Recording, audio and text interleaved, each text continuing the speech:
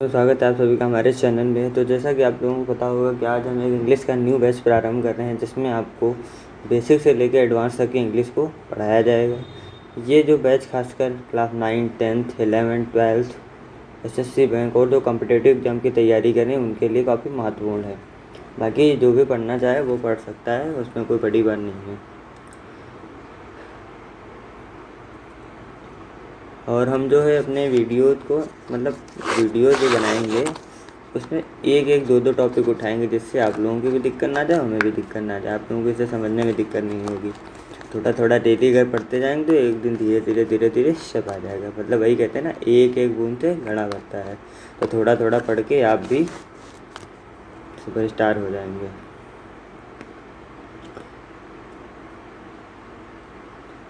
तो चलिए, आज का हमारा टॉपिक क्या है? द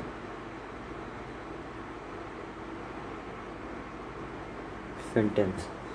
सेंटेंस का मतलब होता है वाक्य। सेंटेंस का क्या मतलब होता है? सेंटेंस का मतलब होता है वाक्य। तो हम जो पहले बेसिक सीख लेते हैं थोड़ा। जो हमारी अंग्रेजी भाषा की वर्णमाला, जो इंग्लिश लैंग्वेज की जो वर्णमाला है, उसमें हमारे टोटल लेटर कितने हैं? 26। टोटल लेटर कितने हैं? एक मिनट, थोड़ा गड़बड़ हो रहा है। हाँ, अब 26 लेटर हैं। अब 26 लेटर में से हमारे 5 वावेल हैं। 21 मतलब 21 हमारे क्या है? कॉन्सोनेंट मतलब व्यंजन। तो हमारे वावेल कौन कौन से होते हैं? वावेल हमारे होते हैं A, E, I, O, U। और जो हमारे कॉन्सोनेंट होते हैं, वो कौन कौन से होते हैं? B, C, D, F, G, H, J, K, L, M, N, P, Q, R, S, T, V, W, X, Y, Z।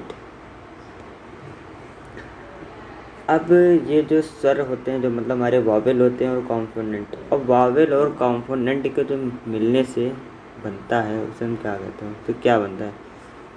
Wavell और कॉन्सोनेंट के मिलने से किसका निर्माण होता है? वर्ड बनता है। वर्ड मतलब शब्द। अब जैसे एग्जाम्पल के तौर पर ले लेते हैं, हमने लिखा बुक। क्या लिखा? बुक। ये क्या हो गया? कॉन्सोनेंट। ये क्या हो गया? वावेल। ये क्या होगा? वावेल। ये क्या होगा? कॉन्सोनेंट। तो वही कहते हैं कि वावेल और कॉन्सोनेंट के मिलने से एक वर्ड का निर्माण होता है, मतलब एक वर्ड बनता है। वर्ड का मतलब क्या होता है? वर्ड का मतलब होता है शब्द। अब क्या आता है? अब प्लस पॉइंट में होता है, एक आता है अब वर्ड। एक मिनट। वर्ड और वर्ड मिलकर क्या बनाते हैं? वर्ड और वर्ड मिलकर क्या बनाते हैं? सेंटेंस। जब दो या दो से अधिक जब शब्द आपस में जुड़ते हैं तो क्या बनाते हैं? तब बनाते हैं सेंटेंस। तो यहाँ से क्या परिभाषा आ गई?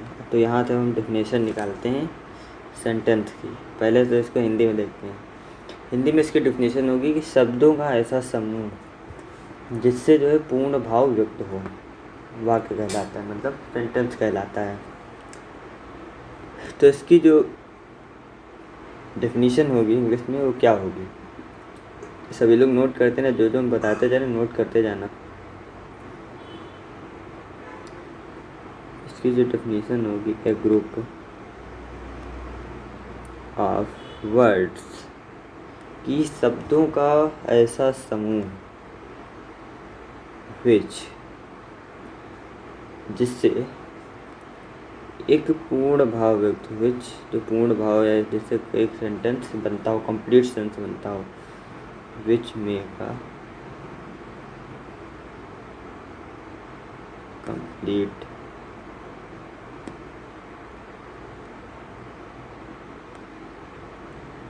सेंस, इसे हम कहते हैं सेंटेंस।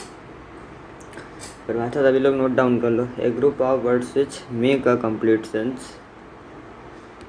सॉरी यहाँ पे मेक्स होगा, makes a complete sense is called sentence. ठीक है, तो हमारा जो है क्या, हमारा जो है सेंटेंस पूरा हो गया। इसको मिटाते हैं। अब हमारा अगला टॉपिक यहाँ पे आप आएगा, मतलब अगला टॉपिक अपना काइंड पढ़ेंगे कि काइंड्स ऑफ सेंटेंस। क्या पढ़ेंगे? काइंड्स ऑफ सेंटेंस, कि जो सेंटेंस होता है उसके कितने काइंड होते हैं, जो सेंटेंस होता है उसके कितने काइंड होते हैं। तो चलिए देखते हैं। रीडिंग अपनी क्या है?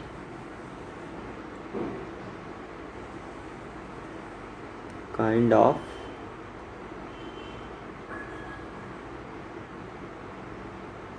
सेंटेंसेस, मतलब सेंटेंस के प्रकार। तो सेंटेंस के कितने प्रकार होते हैं, मतलब अलग अलग प्रकार के भावों के आधार पर इन्हें हम 5 प्रकार में, मतलब 5 टाइप में डिवाइड करते हैं। पहला जो हमारा होता है वो क्या होता है? असर्टिव। पहला हमारा होता है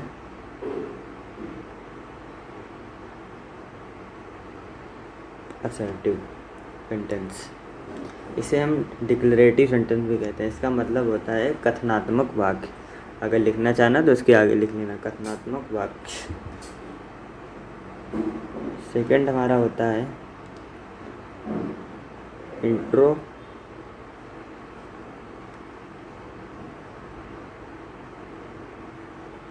इंट्रोगेटिव सेंटेंस। इंट्रोगेटिव सेंटेंस का मतलब होता है प्रश्नवाचक वाक्य। तीसरा हमारा आता है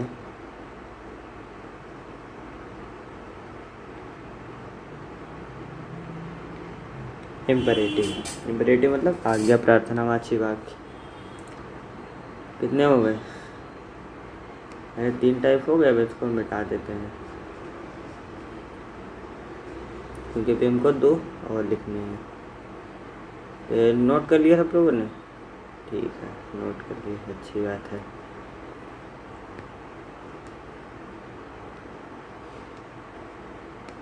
अब हमारा चौथा आता है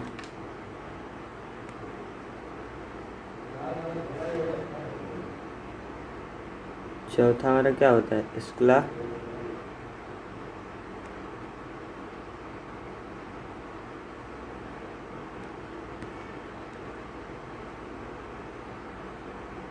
एक्सक्लामेटरी। तो हमारा क्या होता है? Exclamatory sentence. इसका मतलब होता है आश्चर्यबोधक वाक्य। और लास्ट हमारा होता है ऑप्टेटिव।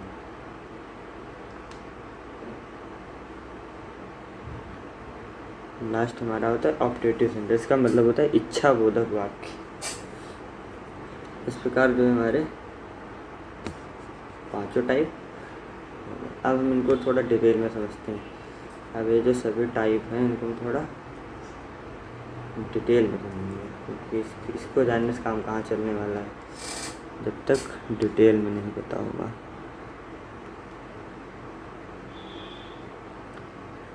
इतनी देर में रिवीजन कर लिया करो, बैठे रहते हो।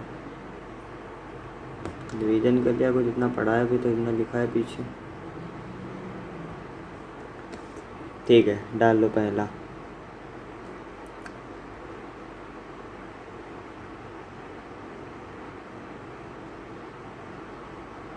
पहला डाल लो असर्टिव सेंटेंस। इसको समझो, हम बता रहे हैं, लिखेंगे नहीं, बता रहे हैं, समझो इसको। कि इन वाक्यों में, मतलब जो असर्टिव सेंटेंस होते हैं, इन वाक्यों से किसी घटना के होने और ना होने का वर्णन होता है। घटना के होने और ना होने का वर्णन होता है। इसलिए इसको हम 2 पार्ट्स में इनको हम 2 पार्ट्स में डिवाइड करते हैं। पहला होता है हमारा वो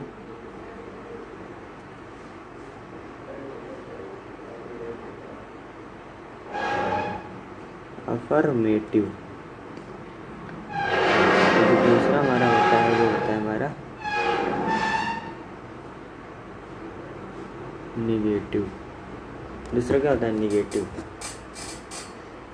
अफर्मेटिव का मतलब होता है स्वीकारात्मक वाक्य और निगेटिव का मतलब होता है नकारात्मक वाक्य।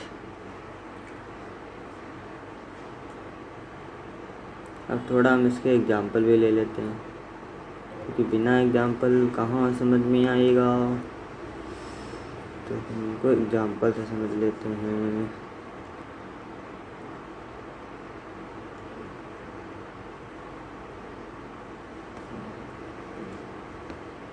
चलो भाई लेते हैं हम पहला एग्जाम्पल। मान लिया आ गया कि हरी एक पुस्तक पढ़ता है, हरी एक पुस्तक पढ़ता है, तो इसका ट्रांसलेट क्या हो गया?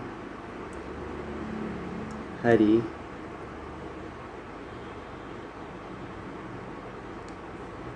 Reads a book, Hari reads a book. तो ये हमारा हो गया स्वीकार, अफर्मेटिव सेंटेंस हो गया। ठीक है, ये हमारा अफर्मेटिव सेंटेंस का एग्जांपल हो गया।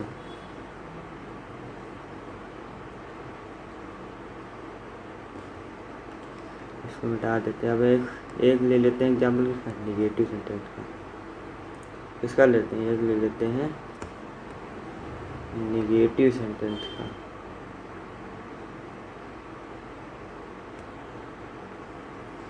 चलो भाई ले लेते हैं निगेटिव सेंटेंस का, कि जो है राम उपस्थित नहीं है। कहा जाए राम उपस्थित नहीं है, तो राम इज नॉट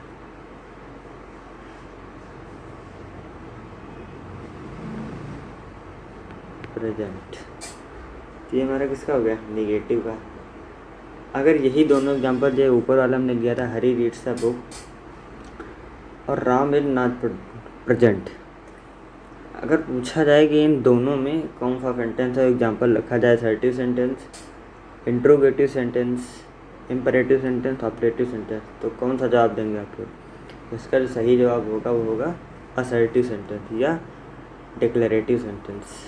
ठीक है, अब हमारा आता है अगला काइंड, मतलब अगला टाइप।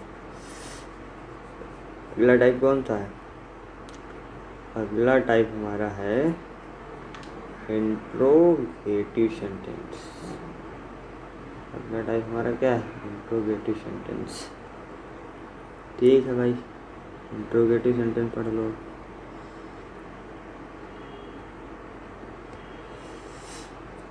इंट्रोगेटिव सेंटेंस INTERROGATIVE,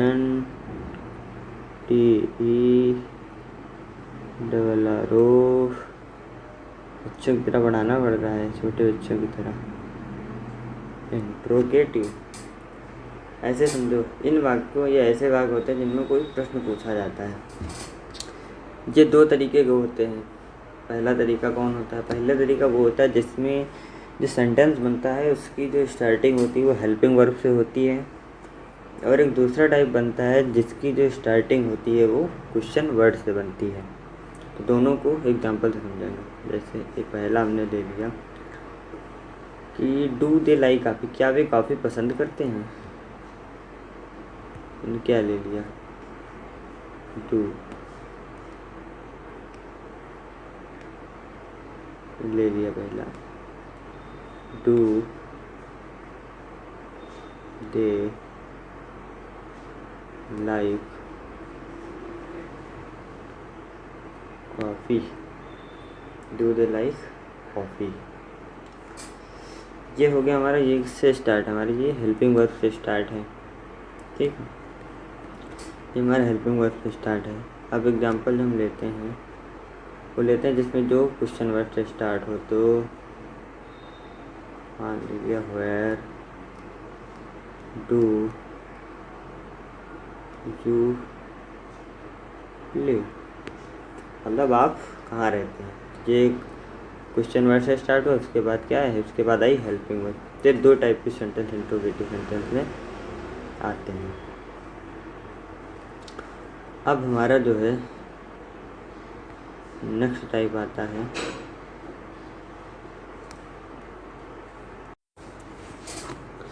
इनमें जो एक चीज़ हम बताना भूल गए कि जो हमारे इंट्रोगेटिव सेंटेंस होते हैं, इनमें एक प्लस पॉइंट होता है। वो क्या होता है कि इसके सेंटेंस कंप्लीट हो जाने के बाद हम क्वेश्चन मार्क का क्वेश्चन मार्क का यूज़ करते हैं। इंट्रोगेटिव सेंटेंस जो बनाते हैं उसको कंप्लीट होने के बाद हम क्वेश्चन मार्क का यूज़ करते हैं। ये इसका जो है प्लस पॉइंट हो गया, ठीक है, याद रखना।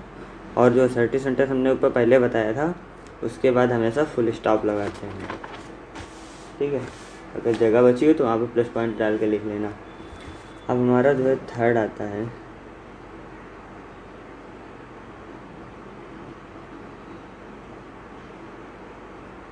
Imperative sentence. इम्परेटिव सेंटेंस ये ऐसे जो वाक्य होते हैं जिनमें आज्ञा, प्रार्थना, सलाह या प्रस्ताव का भाव जो है व्यक्त किया जाता है, इसे हम कहते हैं इम्परेटिव सेंटेंस।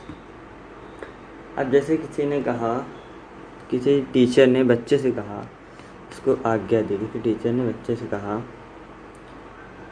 कि अपनी किताब मेरे पास ले आओ, अपनी किताब मेरे पास लाओ, तो इसका जो ट्रांसलेट बनेगा bring your book to me. इसमें क्या दी जा रहा है, एक टीचर जो बच्चे को आज्ञा दे रहा है कि अपनी किताब मेरे पास लाओ। इसी प्रकार आप ऐसे समझ लो, लिखेंगे नहीं, ऐसे समझो। अब जैसे तुम्हारा कोई दोस्त है, तुम्हारे पास जैसे कोई कॉपी छूटी हुई है, जैसे स्कूल में क्या होता है कि कॉपी लिखाई जाती है, तो तुम्हारी कॉपी छूटी पड़ी, तो तुमने कॉपी मांगी अपने दोस्त से कि कृपया मुझे अपनी कॉपी दे दो। तो इसका जो इंग्लिश ट्रांसलेट होगा वो क्या होगा, give me your copy please, give me your notebook please. तो इसमें जो है प्रार्थना वाला है।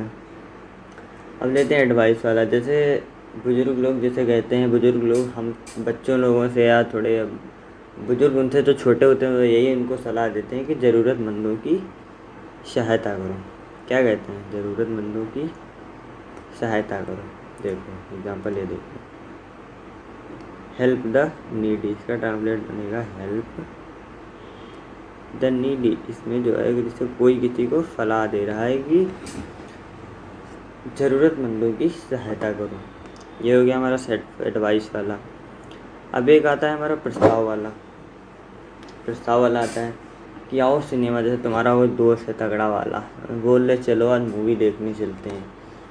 तो तुमने अपने दोस्त से कहा आओ आज चलो आज सिनेमा चलें, let us go to movie, let us go to movie.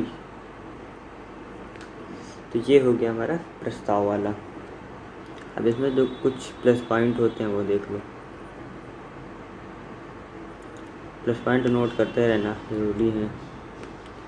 Plus point क्या है इसमें कि इसका जो प्रारंभ होता है वो हमेशा फर्स्ट फॉर्म ऑफ वर्ब से होता है। इसमें जो कर्ता होता है, सब्जेक्ट जो होता है यू, इसमें जो यू सब्जेक्ट होता है यू, वो हमेशा रहता है हाइट। जैसे आपने ले लिया ज़रूरतमंदों की सहायता करो, तो इसका जो रियल सेंटेंस बनेगा वो बनेगा you help the needy. But इसमें क्या होता है कि इसमें जो है यू हाइड रहता है, केवल इतना लिखा जाता है हेल्प द नीडी, ठीक है। और इनके इम्परेटिव सेंटेंस ख़त्म होने के बाद इसमें इम्परेटिव सेंटेंस ख़त्म होने के बाद इसमें हम क्या यूज करते हैं, फुल स्टॉप जो हम यूज करते हैं, ठीक है। ये हमारे 3 प्लस पॉइंट होते हैं कि क्या होता है, जिसका जो स्टार्टिंग होती है वो वर्ब के फर्स्ट फॉर्म से होती है, इसमें यू हाइड रहता है, यू सब्जेक्ट जो होता है हाइड रहता है, और उसके सेंटेंस के अंत में फुल स्टॉप लगाते हैं, ठीक है। हमारा अगला आता है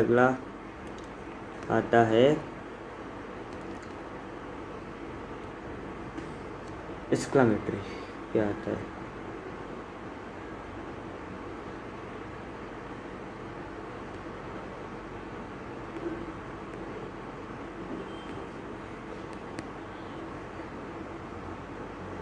एक्सक्लेमेटरी सेंटेंस। अगला हमारा आता है एक्सक्लेमेटरी सेंटेंस। ये ऐसे सेंटेंस होते हैं जिनसे कोई आश्चर्य, शोक, भय, घृणा आदि के भाव प्रकट होते हैं, इन्हें हम कहते हैं एक्सक्लेमेटरी सेंटेंस। जैसे एग्जाम्पल समझो तभी समझ में आएगा। जैसे मान लिया इसने कहा वाह कितनी सुंदर लड़की है, वाह कितनी सुंदर लड़की है, तो इसका ट्रांसलेट होगा व्हाट अ ब्यूटीफुल गर्ल।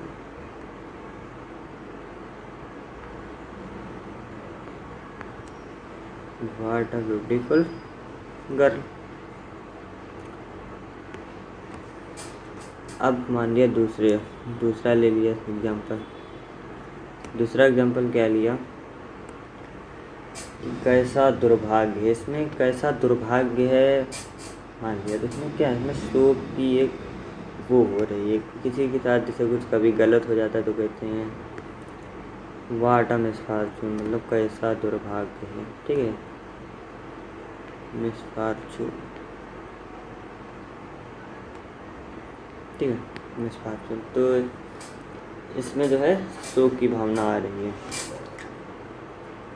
ठीक है, तो ऐसे जिसमें आश्चर्य, करुणा, घृणा, शोक ये सब व्यक्त होते हैं, इनके भाव व्यक्त होते हैं, तो उन्हें एक्सक्लेमेटरी सेंटेंस कहते हैं। इसमें जो प्लस पॉइंट होता है वो नोट कर लो। प्लस पॉइंट क्या होते हैं, ऐसे वाक्यों में जो होता है हम कर्ता और क्रिया नहीं लिखते हैं। जैसे हमने पहला एग्जांपल लिया था, वह कितनी सुंदर लड़की, इसका जो रियल सेंटेंस बनेगा वो बनेगा what a beautiful girl she is. लेकिन एक्सक्लेमेटरी सेंटेंस में क्या होता है कि इसमें जो कभी कभी क्या करते हैं, कर्ता तथा क्रिया नहीं लिखते हैं, तो इसका जो सही वो बनेगा तो बनेगा व्हाट अ ब्यूटीफुल गर्ल। इसमें लिखा जाता है लेकिन इसको हम क्या कर देते हैं कि इसमें कर्ता और क्रिया मतलब सब्जेक्ट और वर्ब को हाइड कर देते हैं। इसका जो प्लस पॉइंट होता है उसमें क्या है कि इन वाक्यों के अंत में ये चिन्ह, ये वाला साइन यूज करते हैं। इसमें कहते हैं विस्मयादिबोधक। क्या कहते हैं, विस्मयादिबोधक चिन्ह हम बोलते हैं। उन्हें किसके बाद लगाया जाता है, जैसे कैलाश, ब्रावो, हुर्रा, हुर्रा मैं जीत गया, हुर्रा। ठीक है, इनके बाद इसका मतलब एग्जाम्पल के तरीके से दे रहे हैं, उनके बाद इनका यूज होता है। ठीक, ये टाइप हमारा ख़त्म हो गया। अब इसके बाद हमारा आता है ऑप्टेटिव सेंटेंस। क्या आता है ऑप्टेटिव सेंटेंस, लास्ट मेरा आता है ऑप्टेटिव सेंटेंस।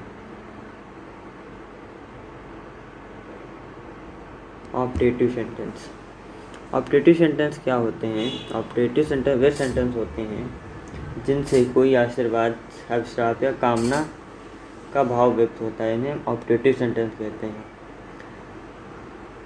जैसे पहले क्या होता था कि पहले सभी जो प्रजा होती थी, वो जनता होती थी, इसका एक राजा, उसका जो एक मालिक होता था जिससे कहते थे राजा, तो राजा कहते थे। तो राजा जो है सबके साथ सही न्याय करता था, पूरे प्रजा को देखता था कि किसी को किसी प्रकार का जो कष्ट ना पहुँचे।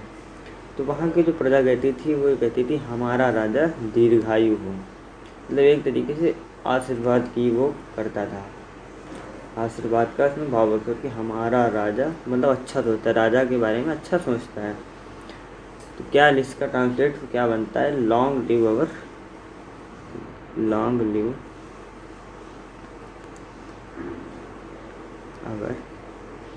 किंग, हमारा राजा जो है दीर्घायु है।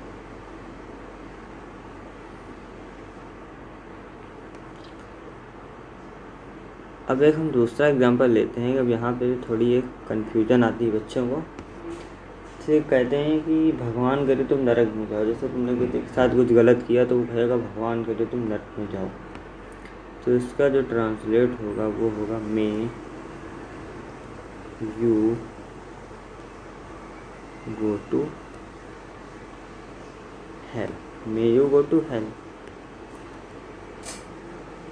अब आपने एक चीज़ देखी होगी कि इसके पहले जो हमने एग्जांपल लिया था हमारा राजा दीर्घायु, उसकी स्टार्टिंग हमने की थी long live our king, long से की थी, मतलब लॉन्ग लिव अवर किंग, इसमें मतलब मे नहीं लगा था। और ये जो हमारा ये भगवान करे तुम नरक में जाओ, may you go to hell, इसमें हमने मे लगा दिया। तो होता क्या है कि जो पहले वाला एग्जांपल था उसका जो रियल वाला वो बनेगा, रियल सेंटेंस बनेगा, वो बनेगा मे अवर किंग लिव लॉन्ग। ठीक है, इसमें जो है मे को, उस वाले सेंटेंस में मे को हाइड कर दिया गया है। अब इसमें कुछ प्लस पॉइंट आते हैं, वो जान लो क्या होते हैं प्लस पॉइंट। प्लस पॉइंट वो पहला होता है कि इन वाक्यों का जो प्रारंभ होता है वो हमेशा में हेल्पिंग वर्ब पे होता है। में जो हेल्पिंग वर्ब होती है इससे होता है। और इनके जो सेंटेंस होते हैं उनके बाद में ये विस्मयादिबोधक चिन्ह का जो है हम यूज करते हैं। ठीक है, इस प्रकार हमारे 5 सेंटेंस कंप्लीट। तो दोस्तों आज का टॉपिक जो हमारा था सेंटेंस और उसके काइंड, वो हमने आज ख़त्म कर दिया है। तो दोस्तों में कमेंट सेक्शन में कुछ अपने डाउट या कन्फ्यूजन हो तो वो हमें बताएं, या कुछ त्रुटि हो वो हमें बताएं। आपको वीडियो अगर अच्छा लगा हो तो अपने दोस्तों को शेयर करें, चैनल को सब्सक्राइब करें, वीडियो को लाइक करें और बेल आइकन को प्रेस कर लें ताकि आने वाली जो वीडियो हैं वो आप तक आसानी से पहुंच जाएं। हम आप लोगों की प्रैक्टिस के लिए क्या करेंगे, अभी इसी वीडियो के बाद में आपको हम एक प्रैक्टिस शीट देंगे। प्रैक्टिस शीट अभी आपको मिल जाएगी, इसी वीडियो में मिल जाएगी। तो इसको आप रोक के प्रैक्टिस सेट करिएगा। अगर उसमें कहीं भी प्रॉब्लम आती है तो आप हमें बताना, फिर हम उसको नेक्स्ट वीडियो में बताएंगे। तो हमारा जो नेक्स्ट वीडियो का वो रहेगा, नेक्स्ट वीडियो का जो हमारा टॉपिक रहेगा वो हमारा रहेगा पार्ट ऑफ द सेंटेंस, मतलब सब्जेक्ट